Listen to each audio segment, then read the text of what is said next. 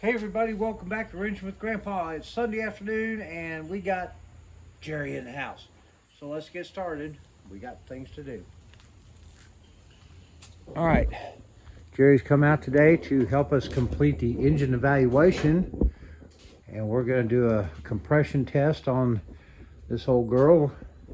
Hopefully we'll get her done real quickly here, and we'll know whether we're going to go steal a Hemi out of a scat pack somewhere or what we're going to do. But we're going to try to get you over here in a position where you're good to go and we don't lose the camera equipment. So, say hi, Jerry. A man of little words, but great work. Try to be. All right, we're going to see if this works, although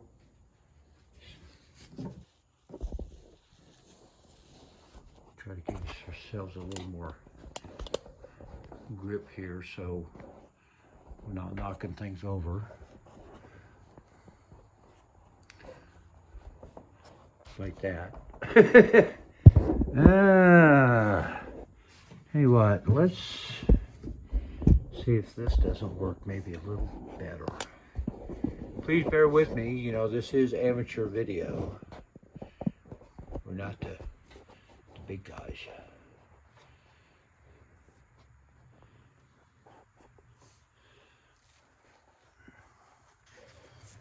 Actually, that probably work better on metal.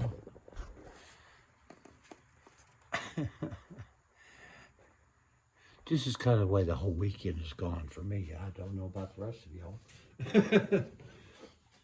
All right, so Jerry's got the pin, he's got the gauges.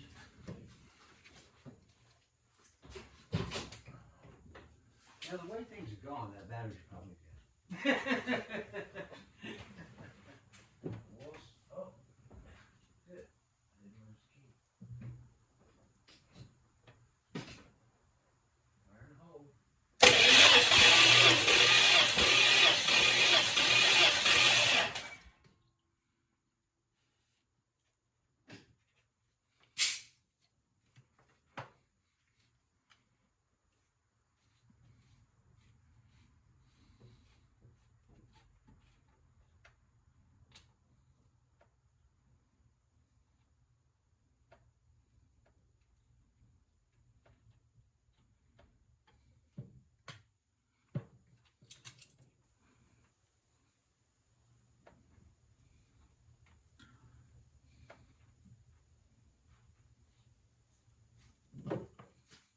You know, when I pulled those plugs out to do the borescope, I found that they were all extremely loose.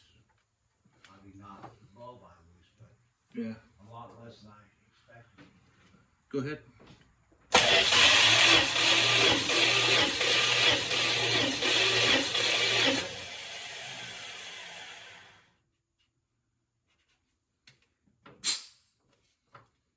So, what's it look like so far?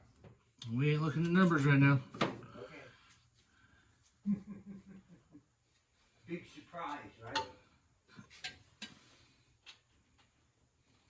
Cliffhanger.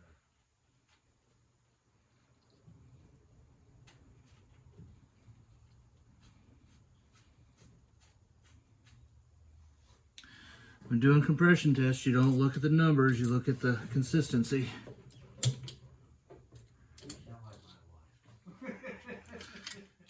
Go ahead.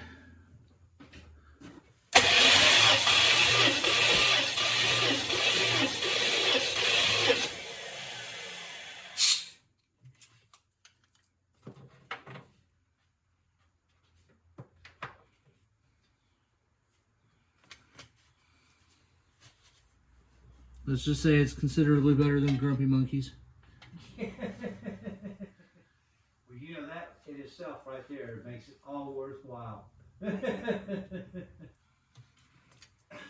I know this one runs. Can't even get that one to run. Go ahead.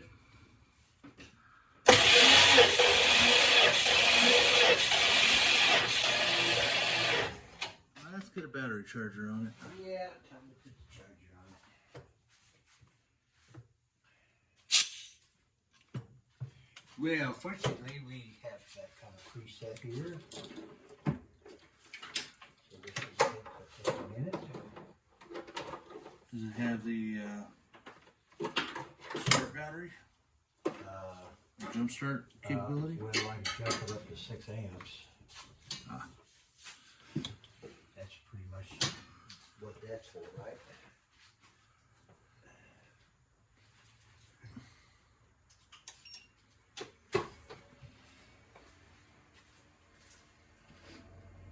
Go up to 10.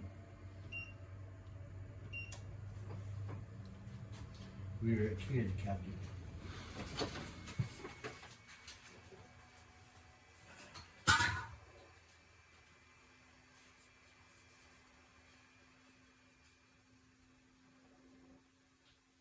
All right, let's do this again. Ready? Yep.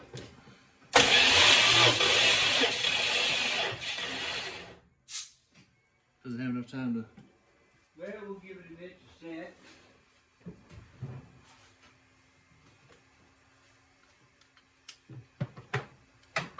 Well, she's pretty.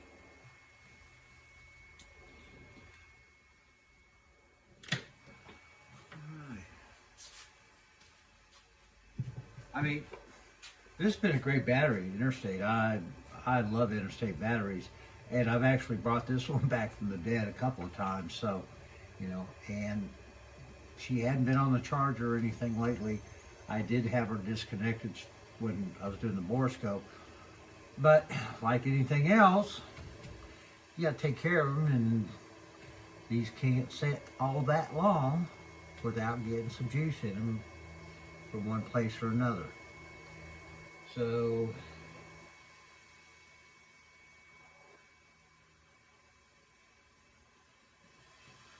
Yeah, I know you were asking me about compression numbers and things of that nature, but when we do these compression tests, it doesn't really matter what the numbers on the gauge are reading, as much as it is, like I was saying, the consistency across the board. Yeah. So when you have, you rule of thumb is a 10% drop off from your best to your worst, and if they're all pretty consistent.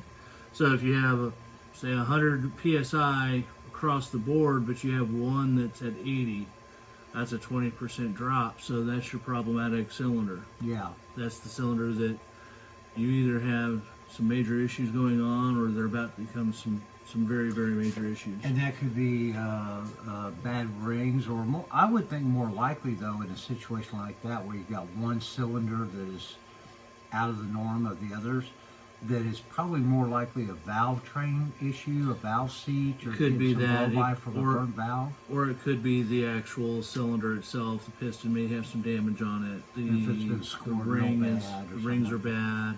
Something along those lines. Yeah. Or like you said, valve train. You know, might have a weak valve spring or something that's preventing the valve from closing completely.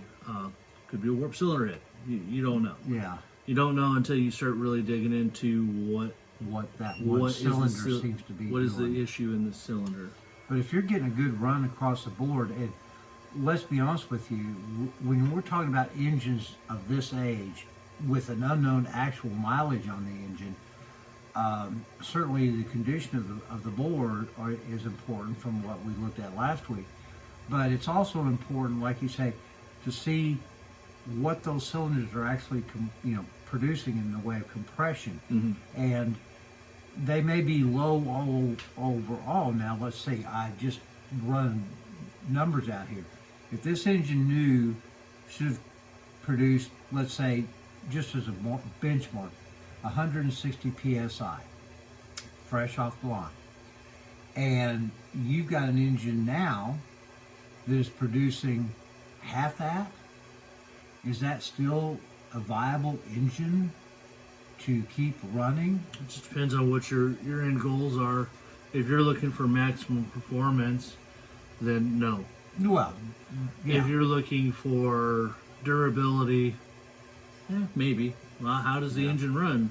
What is the condition of the ignition system? What's the condition of the fuel system? What's the condition of the cooling system?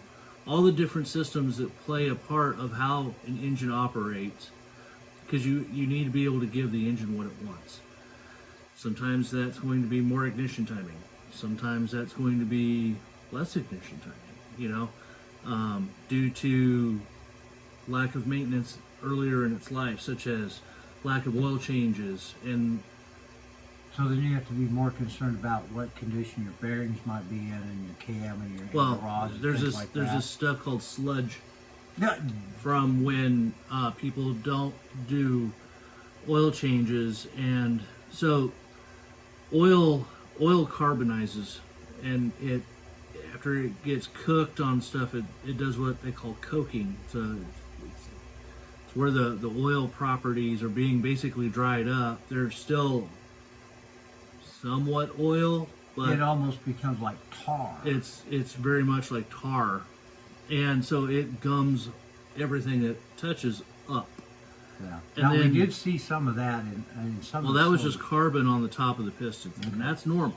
Yeah. That's absolutely normal. I don't care what fuel you're running, you're going to have some kind of remnant of the type of fuel you're running. Yeah. Now let me ask you real quick. In this engine, from what you saw, if we maintain the same type of spark plugs, the 85 auto lights in it, and continue to burn the non-ethanol fuel in her, do you think what you saw will get some cleanup of those cylinders from some of that carbon build? No.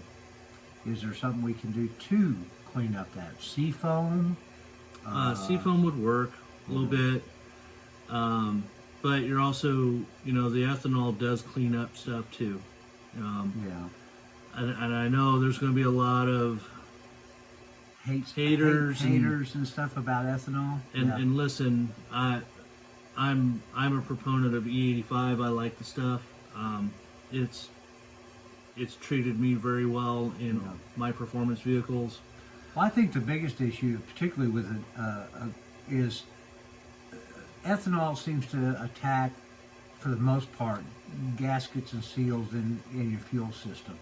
And if they set for long periods of time, that can be an issue as well. So my only concern would be with an engine like this, where we're still running a very old carburetor with the, apparently the original gaskets and stuff in it. I just didn't want to start having stuff leaking using Well, in this fuel. application, I don't think E85 would be the go-to fuel, right? Yeah. Because of the condition of the gaskets and the fuel system and things of that nature. I wouldn't want to have to rejet it to go E85 only to find out that, now we have to really go ahead and just overhaul the entire carburetor Yeah, it's not and worth the things effort. of that nature. Yeah. But what would it do for the inside of the engine? It would actually clean up quite a bit of things. The carbon on the top of the pistons would virtually go away because Yeah. there's not a lot of carbon in it, and it's much more. It is a cleaner burning fuel. You just What use if we more of it. what if we run racing alcohol in it? So that would be either E85, Okay. E100, or methanol. So because they're both alcohols. So which one are you talking about? Well, Because I'm those just are throwing two. it out there. Those I are mean, those are two very well, I know, different fuels. Yeah, well, the upgrade from the E85 racing fuel basically runs so hot. I'm afraid something that severe, I'd cook this engine. Even So not after even trying to- with that being said, even if it's running hot, the flame for the ignition, running a hot ignition flame isn't going to hurt No, much I'm talking because about the all you got to worry about is the air and fuel ratio. Well, Does it I'm is it at what it calls for that specific type of fuel? Well, that was my concern. If you go up to the higher grade, and you're basically running a racing fuel. Because Not racing, long there's term. all kinds of different racing fuels. Yeah. There's gasoline racing fuel, which is, VP gas makes a lot of that stuff and is great stuff. Yeah. It's expensive. It's Well, yeah. high octane My only stuff. concern but would be if you're trying to put a fuel through this system as it says in the idea of just trying to clean some of the carbon buildup and stuff off your valve seats, your piston heads and stuff like that. If you go to that higher octane level, you're going to create more temperature in your combustion chamber. Mhm. And that's part of the process of getting that crack cleaned off of it. Mhm. But you don't want to go too hot Well- because you don't want to burn something in there that you don't want to burn. So Does here's that the make funny. sense? So here's the funny thing is that when you're doing ignition and you're concerned about your fuel, so high compression engines require high octane fuel. Right. In theory, right? Mm-hmm. So a high compression engine, 11 to 1, 12 to 1, 14 to 1, however many to ones you want to go, in correlation with camshaft overlap and valve events and all this other fun stuff. Those things right there will dictate what kind of fuel you need to run. So 93 octane fuel will burn faster and hotter, but it's faster. It So it doesn't takes build up that ambient it overlap doesn't temperature. it flashes faster. So it's there and it's gone Kind of like propane. way faster than 87 octane slow burns. Yeah. Because there's more stuff in it, Yeah. right? They're diluting it down, if you will. But the higher the octane, the faster it actually ignites and goes away. And that's a good thing. That's what you want for emissions. That's what you want for You're trying to burn up as entertaining much the of engine that, for its longevity. You want a fast flame in that combustion chamber. Yeah. It just makes things go smoother. It reduces the deposits that get down into the engine oil, which if you run an engine that's incredibly rich, right, too fat on the fuel side, you're going to get what they call fuel wash. So you're going to wash your cylinders out, and all the oil that's lubricating the pistons going up and down are now gone because fuel is a solvent. Yeah. So it washes the cylinders out, and then You're you gonna have start no scoring. protection. Yeah, You you're have gonna start scoring. and You're going to start loss. burning oil. It causes a litany of issues. But when you start having different fuels, such as like ethanol, methanol, and race fuel, they have different burn properties, and their optimal air-fuel ratio is different. So if you're keeping, based on the fuel that you're using, if you're keeping your carburation system, your injection or your air aspirated system tuned along with your ignition setup to burn that kind of fuel, then you shouldn't have a problem. But if you're going in there and you're dumping stuff into your fuel tank, into your fuel system, and you're not compensating with the other components of the engine, that's where you're going to run into your problems, right? Well, so again, we go back into what kind of fuel are you running, and keeping consistency of your fuel to your tune with a carbureted style engine is going to be essential to make sure that this stays as consistent as possible. Okay. Unless if you're going to race day and you're dumping 87 in there, you're 87 screwed. octane. Ooh, that's a problem. Yeah, park the because car you and go don't watch have, the race. because you don't have your built-in safety parameters that you put into the tune itself. Yeah. But if you're going on race day and you're having an 87 tune, but you put 89 in, you have a little deflection, a little ability to kind of maneuver around. Yeah. When you have it set up for 87 and it's just 87 in there and something goes wrong, it goes wrong really fast. Yeah. Just like, the optimal air-fuel ratio for gasoline is, say, 12.7, okay? The optimal air-fuel ratio for ethanol is like 9.93 or 9.3. Yeah, around 3 points. So it takes 30% more fuel to make power in ethanol, but it costs less, it burns cleaner, and there's but the offset to that is there's not as much consistency from E85 in a pump throughout the year. Yeah, yeah. So, because well, they're changing that. ethanol is hydroscopic, so it absorbs some water. Yeah. So, well, there's some problems within that. Well, and they're also you have the blending changes between your summer mix and your winter mix. Yeah. And that affects it as well, doesn't it? Minutely, but yes, Yeah, it's the ethanol content that you're mostly concerned with, because ethanol is just alcohol. Yeah. It's methyl alcohol. well, it's just alcohol. Yeah. So it's the same stuff. They're bypassing the liquor tax with E85 with 15% gasoline. 15% gasoline in a gallon of fuel is enough to kill a human being. That's why they can avoid the liquor tax. They made it lethal. Yeah. Now, so E100, you could literally drink the moonshine that's coming out of the pump and be like, "Oh, great!" Not that I would recommend that. I was going to say, could I put white lightning in this girl and make her run? But that's what the moonshiners would do. Is moonshine was ethanol. It's pure. Yeah. It's pure 100%. Run in the car, cap it off the tank at There it the goes. drop. But they would use more fuel because it takes more fuel to make that power. Yeah. But you make more power out of a set amount of fuel. Yeah. Does that make any sense? Yeah, it does to me, but anyway. But now you also have methanol. Methanol is a different kind of alcohol, and it's really great in dragsters. It's really great if you're able to find it on the street on a consistent basis. You could run methanol on the street. It's not great for catalytic converters or emissions equipment. No, I wouldn't recommend that. So, but something like this, it doesn't have any of that.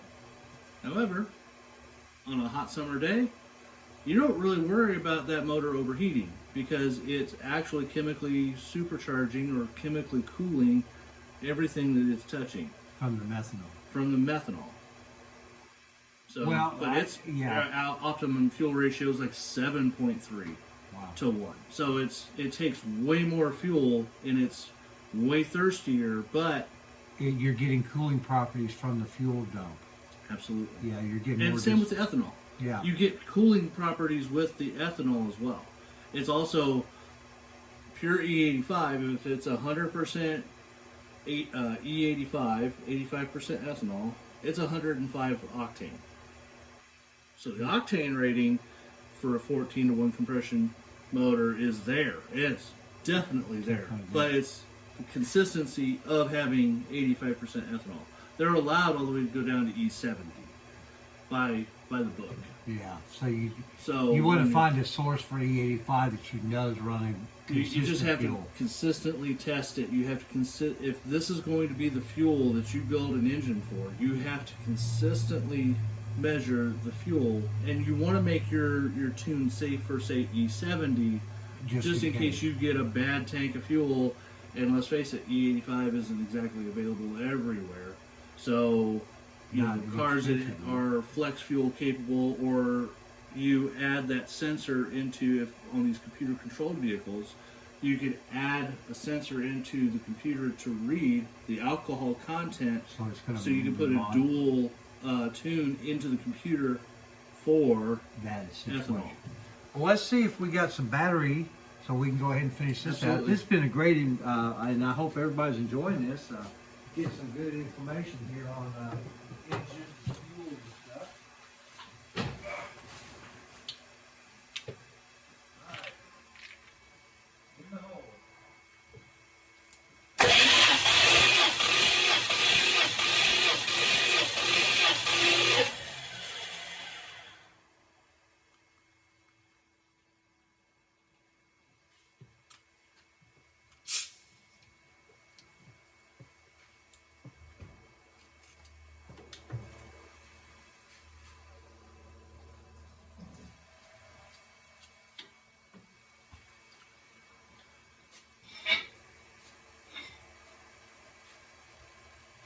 All right, so we're going to trade places here.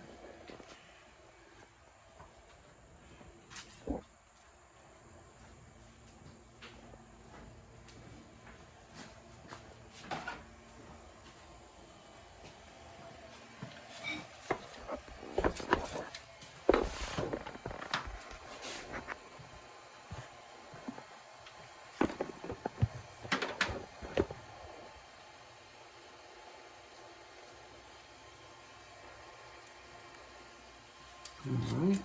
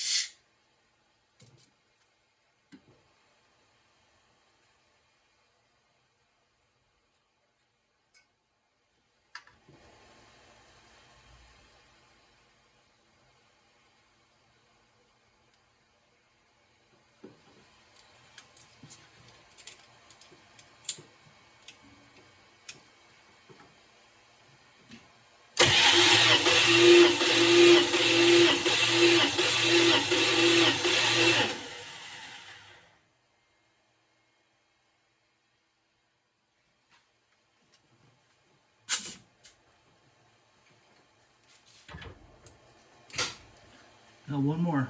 Oh, one more.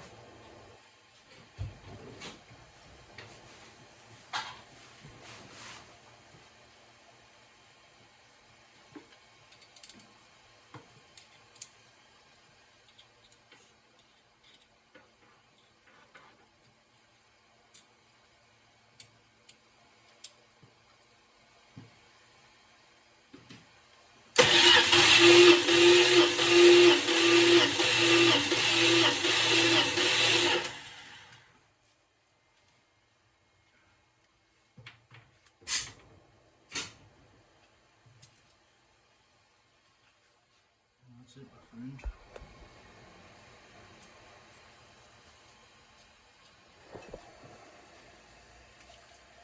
So, cylinder 1, 2, or 1, yeah, 1, 2, 3, 5. We're all 145. Cylinders 7 and 6 were 130. Cylinder 4 came in at 150.